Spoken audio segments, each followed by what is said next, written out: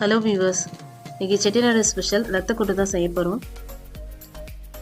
அதுக்கு பாத்திரத்தை வச்சு எண்ணெய் ஊற்றி அதில் தேவையான அளவு தாளிக்கிறது போட்டு அது நல்லா பொரிஞ்சதும் வெங்காயம் வெள்ளைப்பூடு போட்டு நல்லா வதக்கணும். வதக்கிட்டு கருவேப்பிலை, அது கூட தக்காளி, தேவையான அளவு மஞ்சத்தூள் போட்டு நல்லா வதக்கணும்.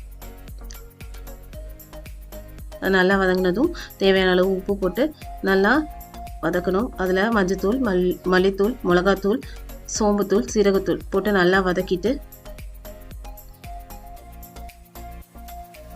தேவையான அளவு தண்ணி ஊற்றி நல்லா கொதிக்க வைக்கணும். நல்லா கொதிச்சதும் அதில் நம்ம ஆல்ரெடி வேக வச்சு வச்சுருக்க ரத்தம், நுரையீரல், அதோட கொஞ்சம் தேவையான அளவு கடலைப்பருப்பு போட்டு நல்லா கிண்டி விட்டுட்டு நல்லா ஒரு மூடி போட்டு மூடி வச்சிடணும்.